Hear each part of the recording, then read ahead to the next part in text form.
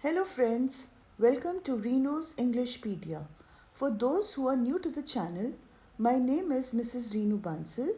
I am a PGT who is involved in active teaching of classes 10th, 11th and 12th. Today we are going to study the chapter The Interview by Christopher Silvester. Christopher Silvester, born in 1959, was a student of history at Peterhouse, Cambridge. He was a reporter for Private Eye for 10 years and has written features for Vanity Fair. The Interview is an excerpt taken from his introduction to the Penguin Book of Interviews, an anthology from 1859 to the present day. This chapter is divided in two parts. The first part contains Christopher's thoughts about interviews, its merits and demerits, whereas the second part is an actual interview of Umberto Eco by Mukund Padmanabhan. Before we start the chapter, let's understand what is the meaning of interview. An interview is a conversation between two people, the interviewer and the interviewee. Questions are asked by the interviewer to obtain information from the interviewee. Interview, invented over 130 years, has become a commonplace in journalism. Every literate or illiterate will have to experience the interview at some point in their daily life. Opinions on the functions, methods, and merits of interview vary considerably. Many people have negative impression of interviews. Many celebrities believe that interviews are an unwarranted intrusion in or invasion into their lives which diminish their personality. Primitive cultures have the belief that if one takes a photographic portrait of somebody, then one is stealing that person's soul. Unwanted intrusion means undesired attention, to poke your nose into someone's life. V.S. Naipaul feels that some people are wounded by interviews and lose a part of themselves. Lewis Carroll, on the other hand, never consented to be interviewed and was believed to have had a just horror of the interview. He had a horror of being lionized. A just horror means to be terrified of the interviewer, and being lionized means to be treated as an object of great interest or importance. Saul Bellow describes it like thumbprints on his windpipe. He felt that interviews choked him, did not allow him to breathe. Caroline, wife of Rudyard Kipling, wrote in her diary dated October 14, 1892, that Rudyard Kipling considered it immoral, a crime, an assault that merits punishment. Rudyard Kipling believed it to be cowardly and vile. However, Rudyard Kipling himself had perpetrated such an assault on Mark Twain. Assault means an attack, whereas vile means extremely horrible. He believed it to be an extremely horrible attack. On the other hand, he himself perpetrated means he himself committed this act, this horrible act of interviewing Mark Twain. Therefore, Rudyard Kipling is also considered to be a hypocrite. H.G. Wells, the popular writer of The Invisible Man, in 1894 referred to interview as an ordeal. Ordeal means something which is extremely difficult. He himself was a fairly frequent interviewer and interviewed Joseph Stalin. Both Rudyard Kipling and H.G. Wells are considered to be hypocrites. Along with the negative views, there are many people who also have positive views about interviews. They believe that interview is the highest form. It is a source of truth. In its practice, it is an art. It is a supremely serviceable medium of communication. It is an immensely popular journalistic style, and the most vivid impressions of our contemporaries is formed through interviews. Most of us know about the world through the interviews we have either seen or heard. Dennis Bryan wrote, almost everything of moment reaches us through one man asking questions of another. Because of this, the interviewer holds a position of unprecedented power and influence. Unprecedented means unparalleled or extraordinary. We now start with the second part of the chapter, which is the interview of Umberto Eco by Mukund Padmanabhan for The Hindu. Umberto Eco was a professor at the University of Bologna in Italy. He had a formidable reputation as a scholar for his ideas on semiotics, literary interpretation, and medieval aesthetics. Semiotics means a study of signs. It means that certain things are considered to be a symbol of something. For example, a red rose is considered to be a symbol of love.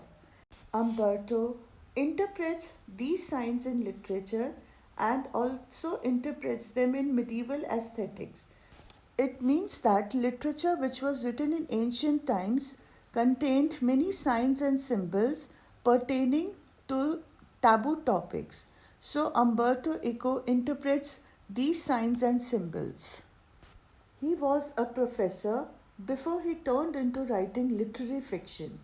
He attained intellectual superstardom with his publication of a literary fiction, The Name of the Rose, which sold more than 10 million copies. He describes himself as a professor who wrote novels on Sundays. This basically means that he did not write novels every day, he just wrote it on Sunday as a hobby. His main intention, his main interest was in writing articles and other works. Mukund Padmanabhan had a very distinctive way of taking interviews. He wouldn't directly ask questions, but he would make a statement and leave Umberto to give his own comments, his own reflections on that statement. He asked Umberto Eco, the English novelist and academic David Lodge once remarked, I can't understand how one man can do all the things he, that is, Eco, does. To this, Umberto Eco replied, maybe I give the impression of doing many things, but in the end, I am convinced I am always doing the same thing. This meant that he just appeared to give the impression of doing many things. He was always actually doing the same thing. The same ethical and philosophical interest was reflected in all his works. The subject was the same, that is, it was all about peace and non-violence in both his scholarly works and novels and children's books. He shares his idea of empty spaces in our lives just as they exist in an atom, which he calls interstices. He says that he makes use of these empty spaces to work. He gives one such example of using an empty space. He says that while using an elevator to go up to the third floor, in the time that it takes for the elevator to climb to the third floor, he has already written out an article in his mind. He means that he uses the wasted time to do something important, to do something useful, and thus he can do many things in the same amount of time. Mukund then asked him about his writing style. According to Mukund, Umberto's non fictional writing had a certain playful and personal quality about it. It was quite different from the other academic styles, which generally became dry and boring.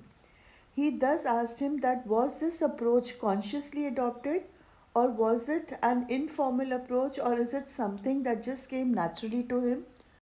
Umberto Eco replied that when he presented his first doctoral dissertation in Italy, one of the professors commented, scholars learn a lot of a certain subject, then they make a lot of false hypotheses, then they correct them, and at the end they put the conclusion. He further on commented that Umberto, on the contrary, told the story of his research, he even included his trials and errors. At the same time, the professor recognized that Umberto was right, and he went on to publish Umberto's dissertation as a book, which meant that the professor appreciated the dissertation. At that point, at the age of 22, Umberto understood scholarly books should be written the way that he had done, by telling the story of the research. That is why his essays always had a narrative aspect, and that is probably why he started writing narratives so late in age. That is, he started writing them at the age of around 50. Novels satisfied his taste for narration. He did not desire to be like Roland Barthes, who was frustrated that he was an essayist and not a novelist. This brings us to our next question. Was Umberto Eco an essayist or a novelist? Umberto likes to be identified more as a university professor who writes novels on Sundays. He identifies himself with the academic community. He participated in academic conferences but not the meetings of pen clubs and writers. This means that he preferred academic work rather than writing novels and thus would love to attend academic conferences instead of participating in writers' meetings or such meetings. To verify this fact, he says that he has written only 5 novels, but he has written more than 40 scholarly works of non fiction.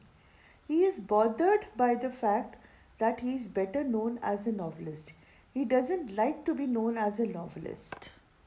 With this, we come to the topic of his most important novel, his most famous novel, that is The Name of the Rose. Eco's The Name of the Rose is a serious novel. It is a detective story which delves into metaphysics, theology, and medieval history. He enjoyed a mass audience. His novels dealt with the medieval past. Metaphysics is the branch of philosophy that studies the fundamental nature of reality. Theology means divinity, and the medieval history refers to the ancient history, the time of Jesus Christ. Eco himself is puzzled as to why the novel has become so popular. He feels that the novel wouldn't have been so well received had it been written 10 years earlier or later.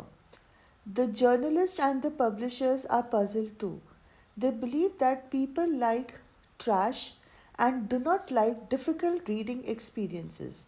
His American publisher expected to sell only 3,000 copies of this novel. But in fact, this novel sold more than 10 million copies. But Eco answers this by saying that the journalists should not be puzzled.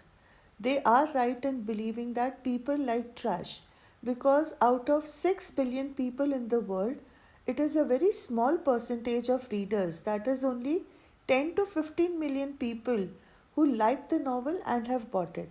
So he doesn't think that the journalists are wrong in their thoughts that most of the people like trash. He says that these kind of people, the 10 to 15 million people that is who have read his novels, they they are the ones who do not always want easy reading experiences. With this, we come to the end of the chapter. Let us quickly revise both the parts. In the first part, you have to focus on the functions, the methods, and the merits of interviews. You have to know that journalism is an important part of life. You have to remember that interviews should be sources of truth, they should be reliable and objective. And always remember that interviews leave a vivid impression on our minds. The second part is Umberto Eco's interview by Mukund Padmanabhan. In this part, you should focus on how Umberto Eco utilizes the blank spaces, which he calls the interstices, You have to remember that his works focus on semiotics, that is the study of signs and symbols. His writing style is narrative and it is playful and personal. He prefers to be called an essayist rather than a novelist. He wrote novels at the age of 50, and his most important novel is The Name of the Rose. With this, I come to the end of the video. I hope that you liked it and would be encouraged to share it with your friends. Please do not forget to like the video. I would be very happy if you would subscribe to the channel, as I really need the encouragement this provides. Also, do not forget to press the bell icon for further notification, as I am going to come up with several videos which will help you all to revise and achieve your desired grades in the forthcoming board examination. Thank you.